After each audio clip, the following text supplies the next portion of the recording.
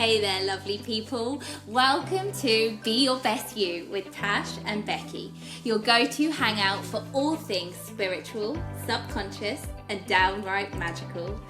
We're here to sprinkle a little mystical wisdom into your everyday life and help you level up your reality. Picture this as your cosmic coffee date, where we chat about the unseen world, blend in some psychology vibes and stir up the subconscious magic. Get ready to be the queen of your own reality, live a life that lights you up and have a blast doing it. So grab your latte or your tea and let's dive into another episode of Be Your Best You, where the mystical meets the mundane and your best life awaits. Cheers to creating magic together. Let's do this. Hi, welcome back to another episode of Be Your Best You with Tash and Becky, the guest edition. Today on the show, we have Hannah Dudley.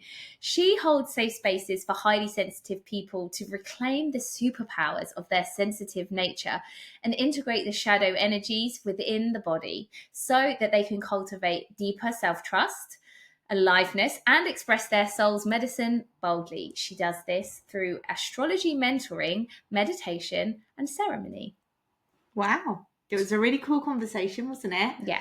I think you guys will be interested to learn a bit more about astrology and how it can help you. Yes. So we hope you enjoy. Hannah, welcome to the podcast. Lovely to have you here. Hi, Hannah. Oh, thanks for having me. I'm really excited to just have a really fun chat with you guys because we're all on the same page.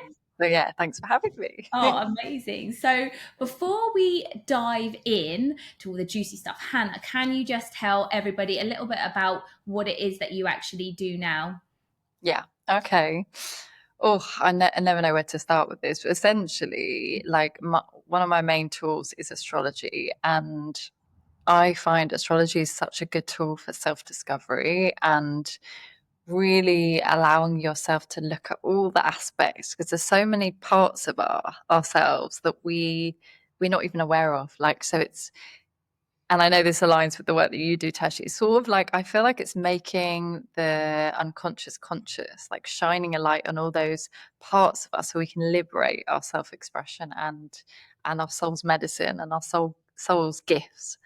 And yeah, so it's the work I do is really about helping people sink deeper into their soul's gifts and into their soul purpose so they can, be that powerful, positive impact in the world, really. So yeah, I love that. And I just feel like it's so, now is the time where we do all need to step into our soul's gifts, don't we? Like and people are actually questioning so much more, what is my purpose? Like what am I doing here? Am I just here to kind of get up, work, do the same thing over and over again, or do I want to do something that actually lights me up and fulfills me? So I think like that work is just so important right now, isn't it? Yeah, to have the guide of astrology is really useful, isn't it? Like I found that in dabbling a little bit in the numerology.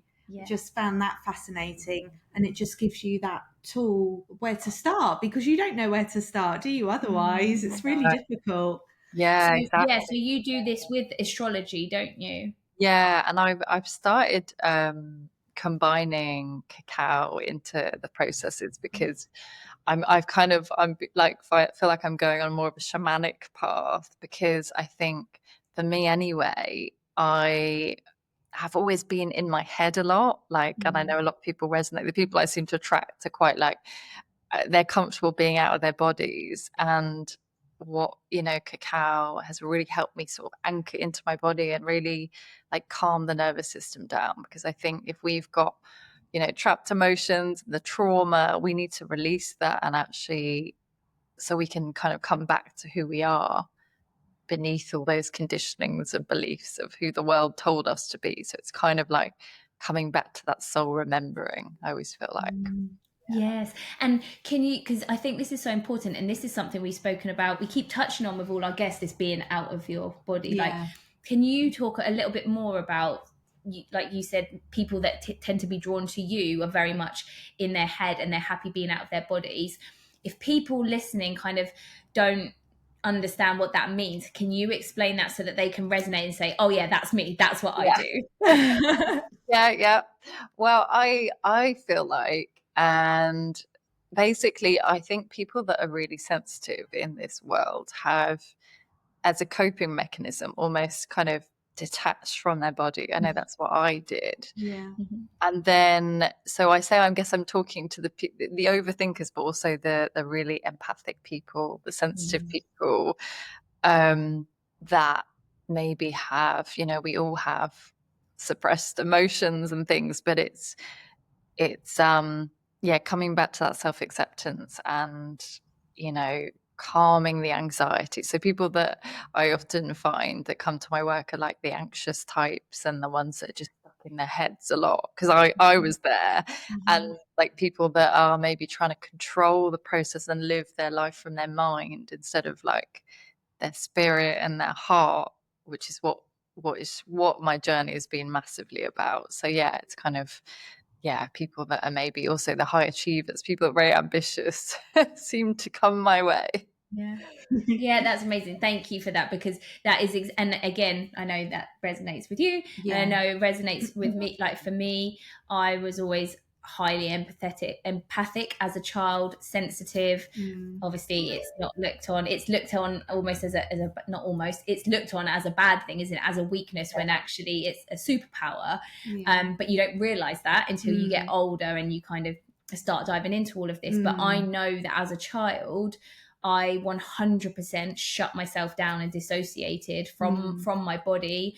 Not that I knew that I was doing that consciously at the time, but it's a protective mechanism, isn't it? Like our subconscious mind says it doesn't feel safe to be in this body where we feel all these uncomfortable feelings. And obviously being empathic and sensitive, you're not just feeling your own, you're feeling everybody's around you and the energies around you, and it's just too much. And so you just go whoop.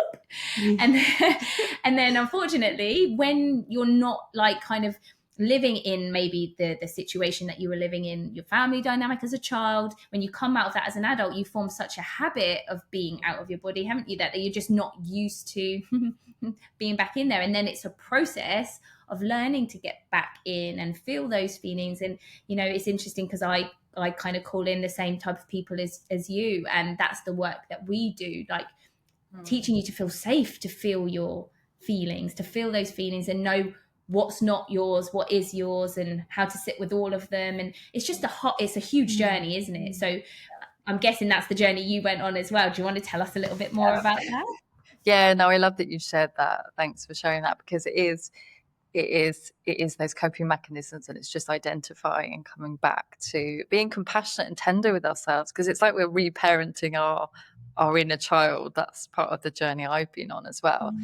And I think oh gosh, where do I start? Well, it all started, I often share this story just because I find that if you backtrack, you always get clues to where you're guided to. So like, take me back to like 2015. I was like, I'd come out of uni in 2013, studied fashion design. So like, as a creative soul as well, often people with multi-passionate creative souls come to me as well.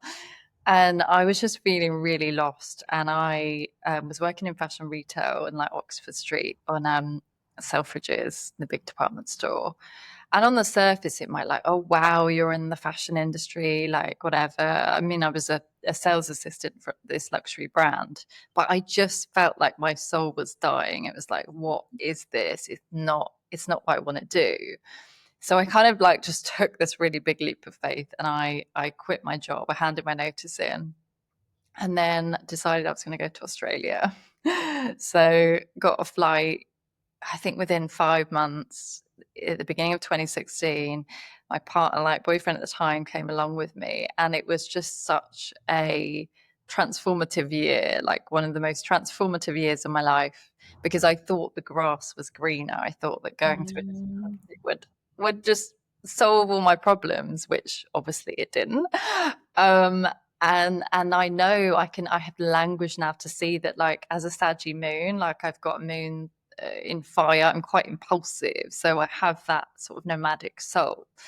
But so I went over there, and I was just you know, I really experienced I think I've always been a person that seems like I'm okay on the surface. Like everyone think, oh, Hannah's really positive. She's got everything together.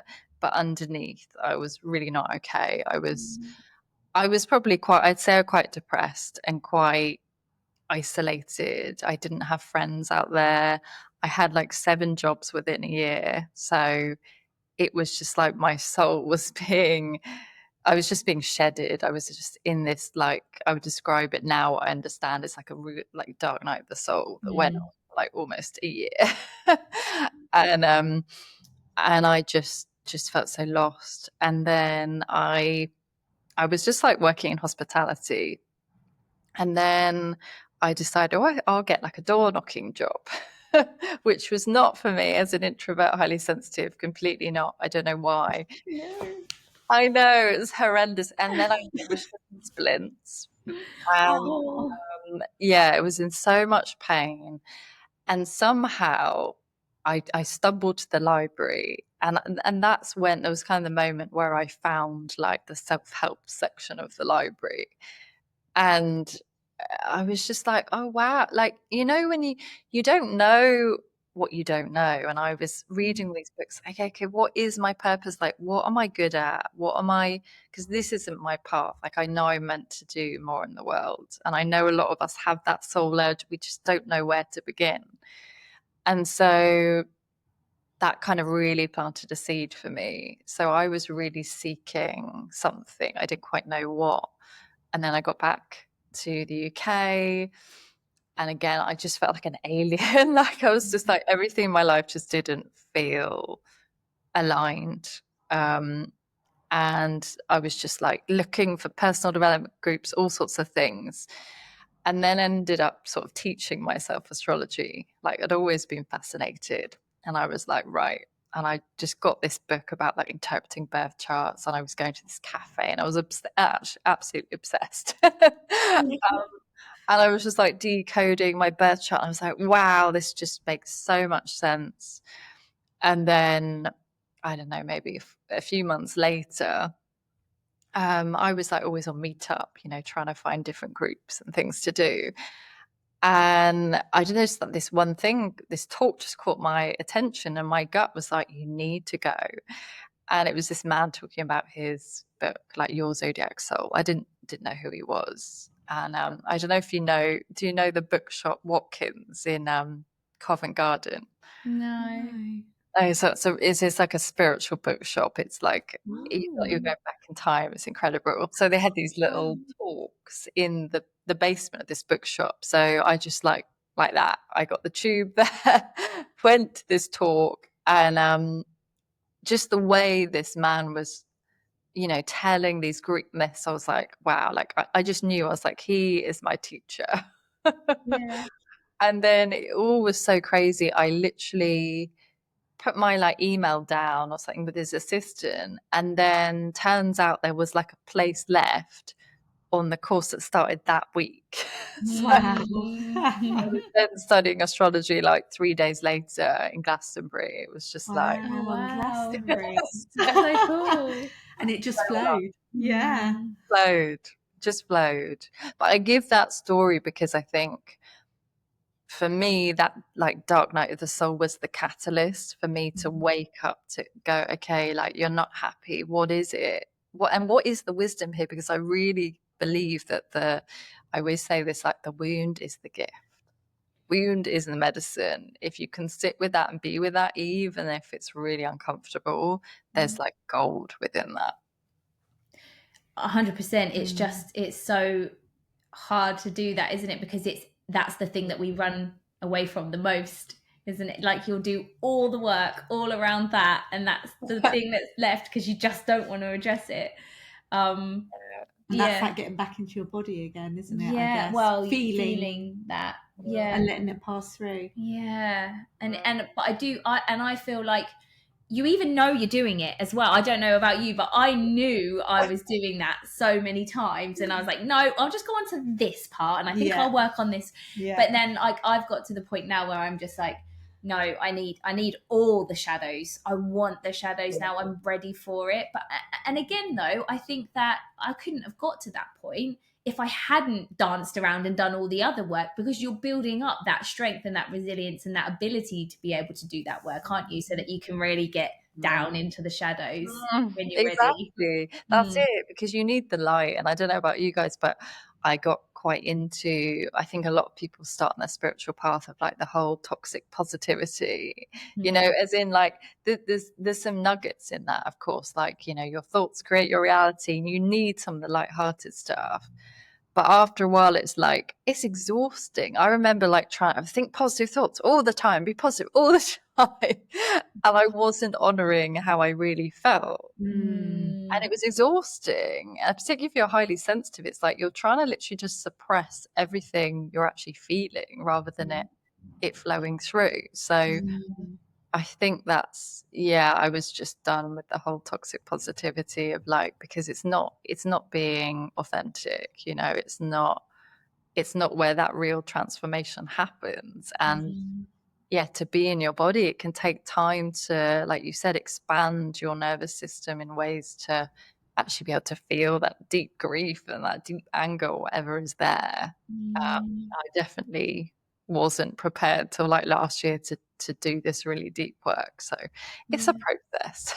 Definitely is. And I think, again, for me, what sparked kind of all this off for me, from my journey, though it did start happening before, was the death of my mum.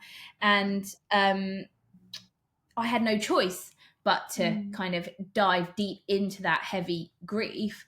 And it was only when I experienced that, it was the first time that I realized, oh, okay, so from being in that kind of your darkest places and feeling the deepest, rawest pain is actually, as strange as it sounds, some really beautiful things can come from it. The biggest growth can come from it. And I always say this, and it seems really odd when I say it, doesn't it though? But like, the death of my mum has led to me being more happy than I've ever been in my whole life. And that's insane. That's still insane to me to say that. But because of that, now I'm not scared of the tough times. Like, don't get me wrong.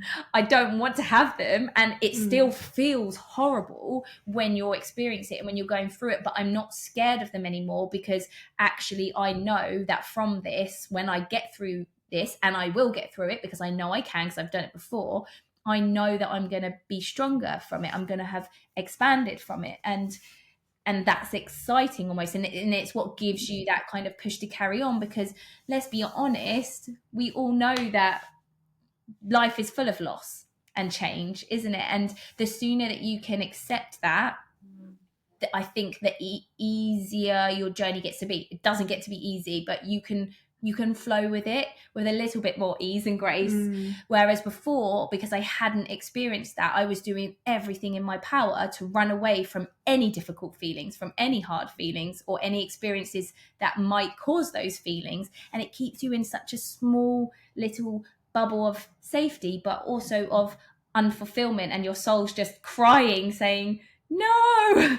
Because I believe that, and I don't know about you, Hannah, but I just believe that we have all come here as souls to just grow and learn. This is a playground, this is a school, it's a learning environment, and it's a tough one. But at the end of the day, we knew what we signed up for, and we've chosen what we've signed up for, and now we have to just make the most of it to grow and expand and do what we came to do, so that we don't feel like we have to come back and do it again. Holding you so much compassion for that. Oh, thank you. A loss of a parent has got to be the ultimate grief. I can't speak from experience, but yeah, I think other experiences. Well, I feel like as well, you can only teach what you've experienced, right? So you can be empathetic to what that feels like, but if you haven't been through it, it's hard to actually guide that. But I think those experiences are really cathartic if you allow yourself to surrender to them and flow with it. And we're like human beings or spiritual beings having a human experience. So as you said, it's how willing are you allowed to be with it all? Because just like the sun and moon, you need the light and the dark. And I love the work of Jung, and that's where I sort of, a lot of my influence comes from, like working with the archetypes in the chart. It's just like rich symbolism for the soul that really awakens these parts of us that are kind of have been buried from whatever experiences that we shoved them down. And yeah, it is a beautiful journey if you allow yourself to flow with it. Absolutely. And so with the kind of then astrology, because I know that a lot of people think of astrology as your star sign, like your star sign in the back of the newspaper, and you know, those kind of typical. But there's so much more to it than that, isn't there? And I know when I started kind of digging into it just a little bit more, becoming more interested in it, I said I'm like, wow, Bex, there's just so much to this, and it's so spot on, and there's so much more than, you know. I remember, I think the first thing that I looked at then was my moon sign, and when I read that, I was like, oh, really? That kind of yeah, because my moon in Libra.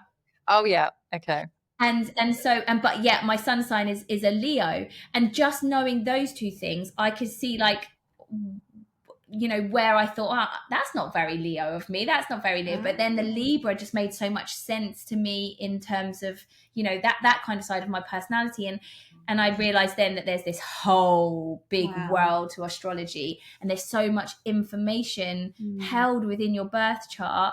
And like you said, you know, because I've had my chart done with Hannah, there's just so much you can't possibly speak about it, or you have to take a small section and work through it, don't you? So there's so much information there. I don't even know where to start asking you questions, but what I mean, how did astrology help you? Like, if anyone was thinking about, you know, I want to start digging into my soul gifts and my soul purpose, where would they start with astrology, and where would you kind of like suggest? Yeah, so I mean, what you said about your sun, you know, everyone knows their sun sign. To me, for anyone curious, just dig in, just start really learning your moon sign. What is the element? Because, as you say, there's that, you know, I would say to people, look at the sun, your moon sign, and your rising sign, because they are like the three key parts of you. Of course, there's a whole chart which is infinite, and it's a lifelong study. But understanding the moon sign, particularly for women, I find is really powerful, because the moon is like your emotional self. So the sun is like how you are going about living your goals, your aspirations in the world. And then the moon is like, you know, how do I need to be nurtured? How do I nurture others? And like what nourishes me on a deeper level. So the moon's like always seeking safety, which comes back to almost what we're talking about, like finding safety in your body and your nervous system. The moon is seeking that. So, you know, this might sound abstract, but I just give this as like myself as example. So I was like, I'm a Capricorn, so I'm Earth, but then my moon is fire, which is Sagittarius. And to me, it was just like a light bulb switched on when I found that out, because I was like, like Capricorn's always quite structured, quite methodical. But then there's this part of me that is really spontaneous and just needs, just has a massive thirst for knowledge. And so I need variety in my life, and to travel and be in different places to kind of feel safe. So your moon sign is where you find safety. And then your rising sign is how people see you and how you're perceived in the world. So it's like the type of glasses you put on, and you see the world through this lens. So, you know, mine is Pisces. So I've got like 3 elements, and I think it's just so helpful, because then you can see, okay, in my everyday life, like which energy is leading me today? I think that's a really powerful question to go, oh, you know, I'm triggered. Was it the moon? Was it the fire part of me? Or was it the earth part of me? Like, which voice is guiding me, if that makes sense? So it is a rich well of knowledge. And as you say, it's basically, like, I always find it's like an elemental process. So, you know, we have all 4 elements within us. But some of us are maybe like, I'm very earthy, fiery. You're like, you've got the earth you've got the air Libra moon, and then your fire and air. So it's just seeing how these elements work with each other, and seeing the dynamics in your life. So, you know, you can look at every life area is in your birth chart. It's like your personal blueprint to how to live, how to express your soul's gifts, really. So yeah. And I know that there's just so much you could talk about, isn't there? But I know that when you did my birth chart for me, was it when you were talking about the north node and the south node, and that can almost tell you like what you're supposed to be kind of doing here? Yeah, exactly. Yeah. So that's so the north node is your soul path, what you're meant to be leaning into. So it can be a lesson because the north node might be out of our comfort zone, whereas the south node is the abilities we come into this life with. I've got a sausage dog on me now. Oh. See her face. So yeah, the soul path is like, if you believe in past lives, they're like the abilities and gifts you naturally have. What's always interesting to observe is like, oh, when do you go into that Achilles heel of the south node because it feels comfortable, whereas the north node will stretch you.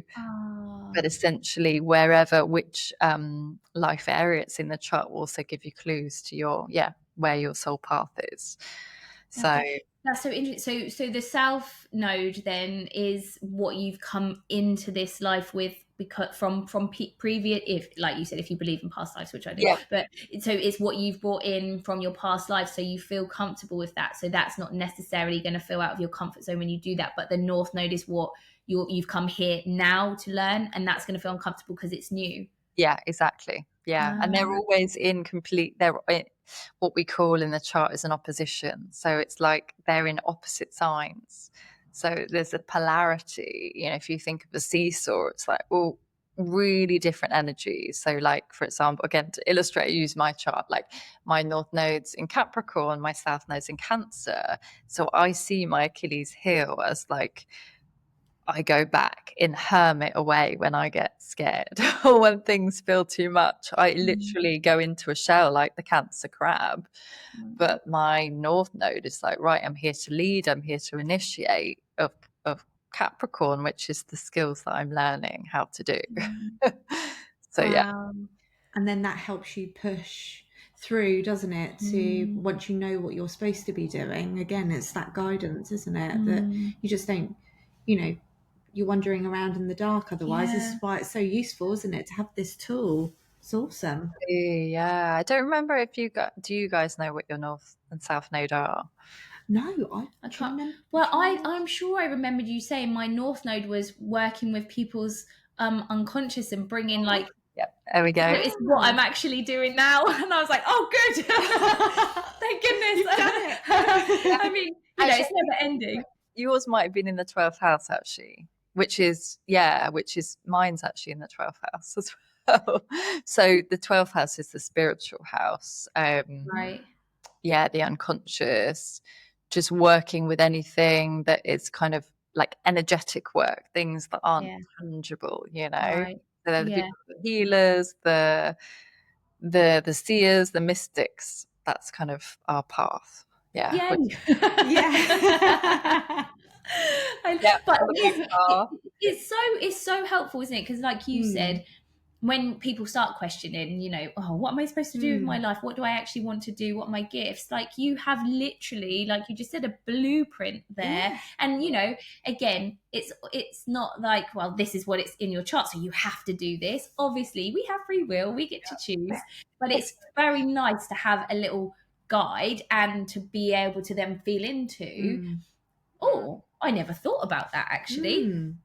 That feels quite good. And maybe push yourself a bit more to do those things that you would have backed away from because you know this is what I'm supposed to be doing.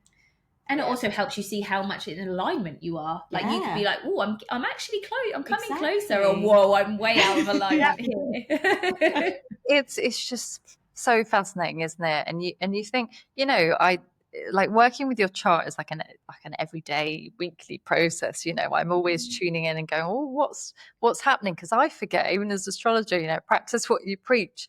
But then your birth chart will always stay the same, but then you've got the transit, so you've got the collective energies that are then affecting different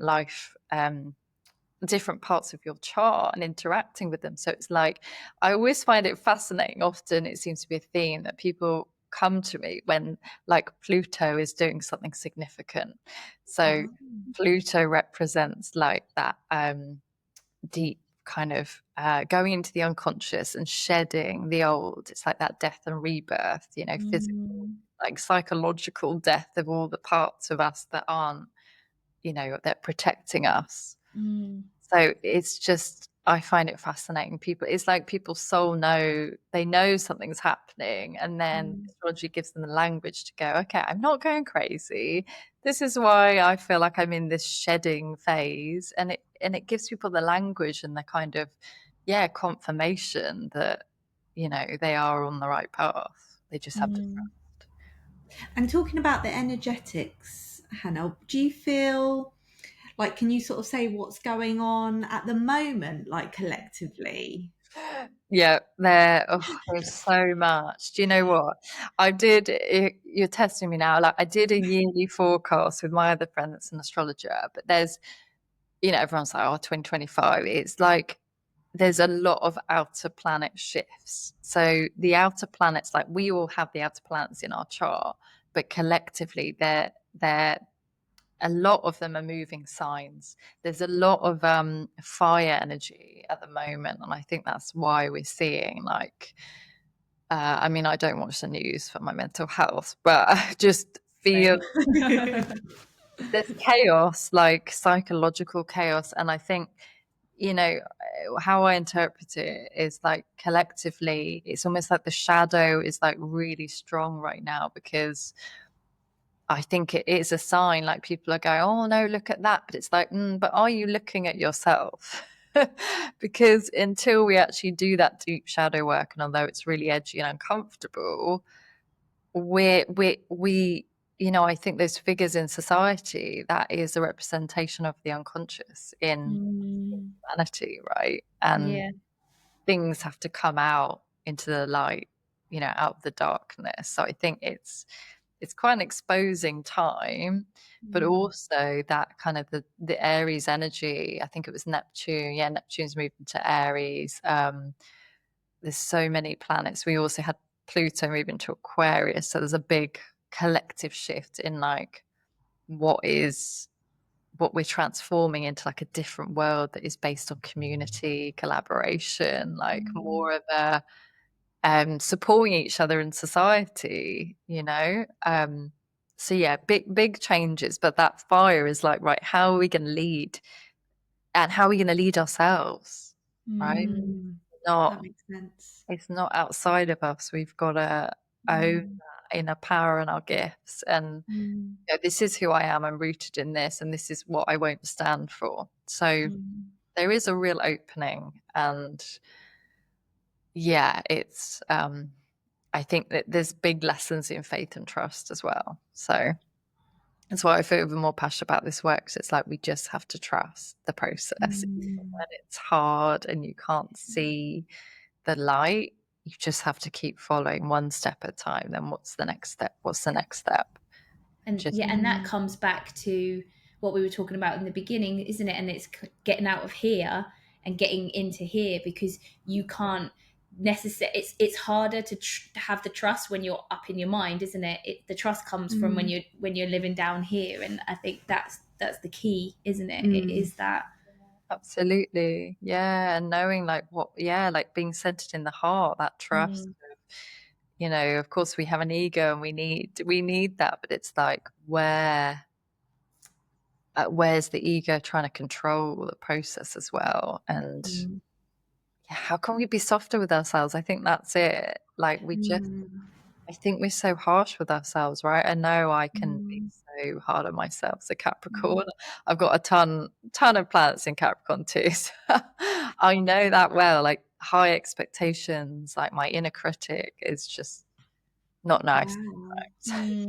That's a Capricorn trait, is it? Yeah. I don't really know too much, but both of my kids are Capricorn, so that makes sense. They're very like critical of themselves. Yeah. Interesting. Yeah, and they, again, you guys know there's so much more than your sun sign, but even just knowing that that's kind of the energy of somebody is so helpful, like in relationships with, with your clients, with family, anyone, just knowing like their sun, moon, and rising. I'm like, that's gold. Find it out. Yeah. And that's so true, isn't it? Because these things, they don't just help us understand ourselves, they do help us understand other people. And I found this with human design, which I know takes into account a lot of astrology, doesn't it? So that it's kind of forms a part of it. And I think that's why I got then even more interested in astrology, because I thought, well, I know human design has helped me so much.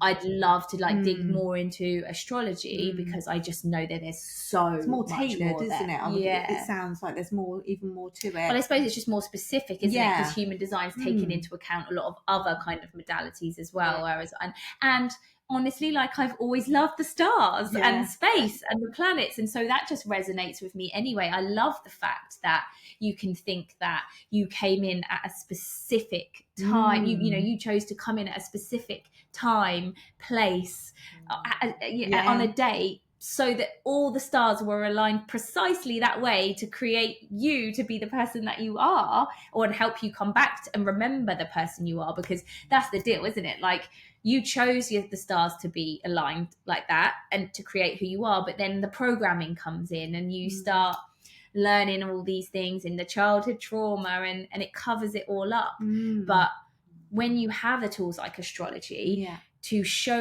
you, hey, look, this is who you think you are, sure, but this is just, you're encased in all this kind of trauma and programming, but this is who you came in here to be. This is your potential. This is what you can aim for. It's amazing, isn't it? Like, it shows you, it gives you hope.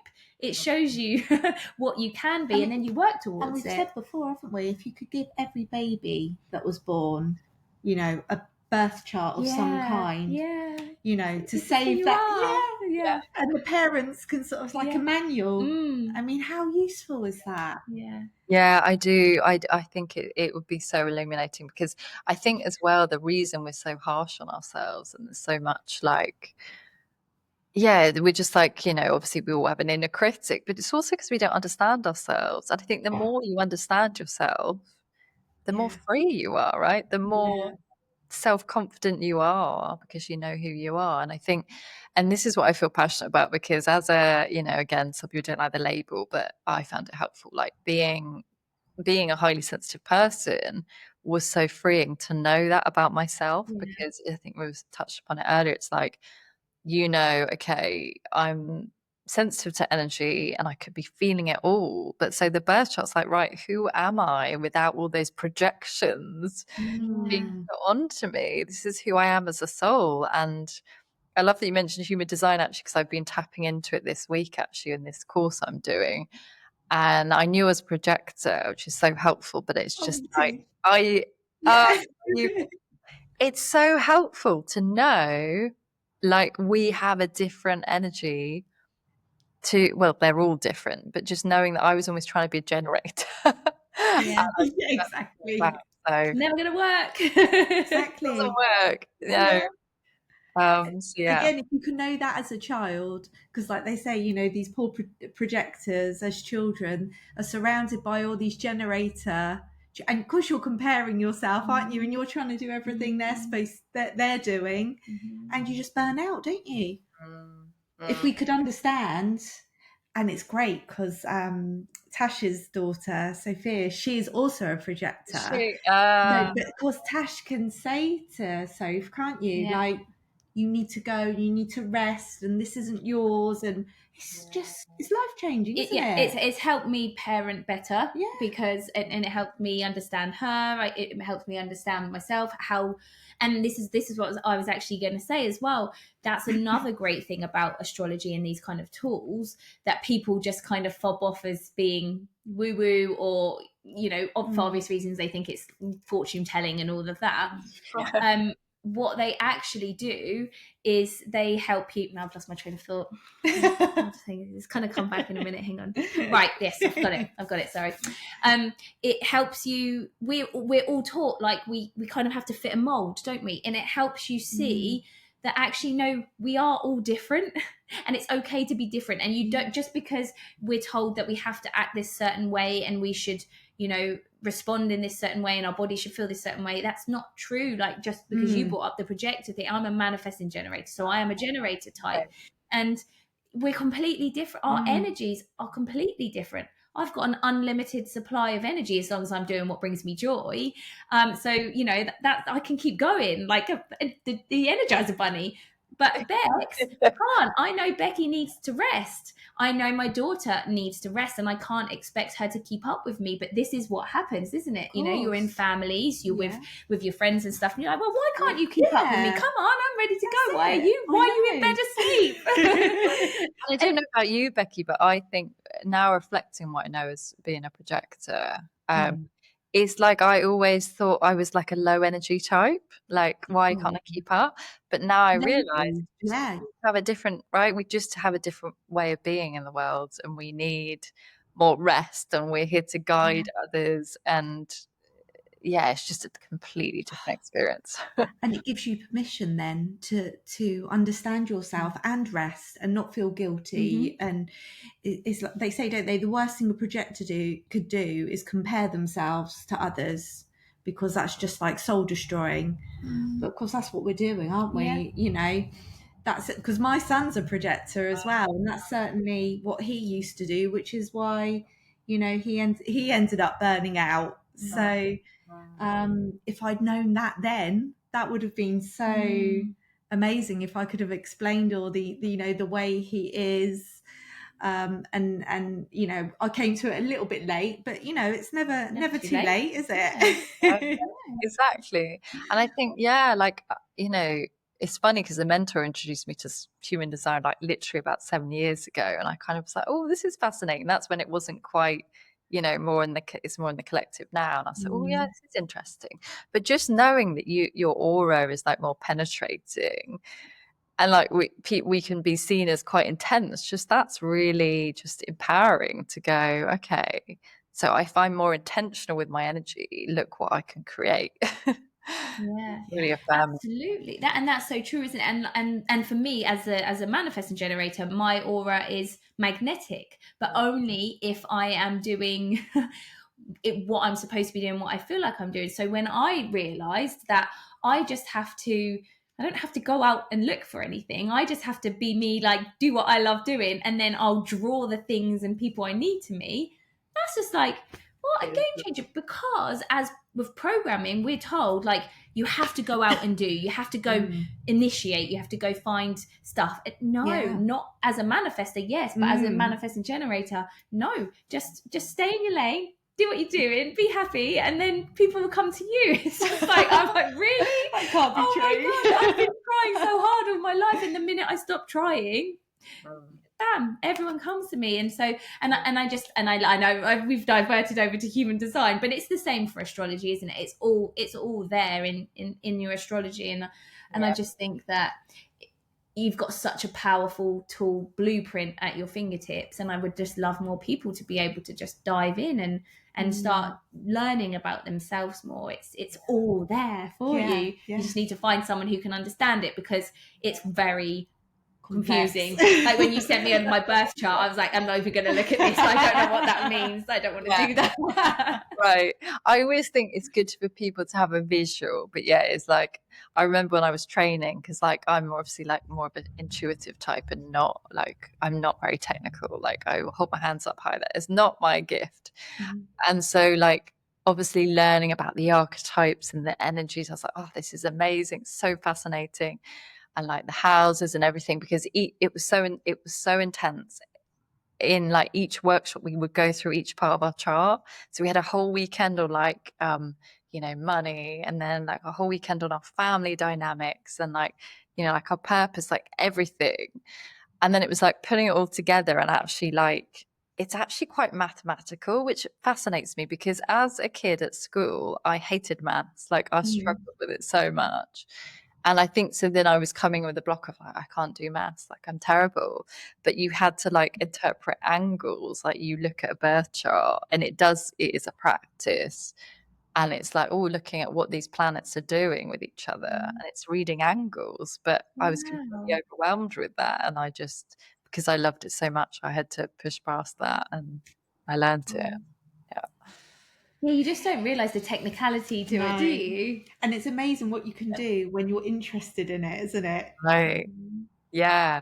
That vision just made me like, okay, the intuition is great. And I remember because I had two teachers, and I'm still very much in touch with John, my tutor.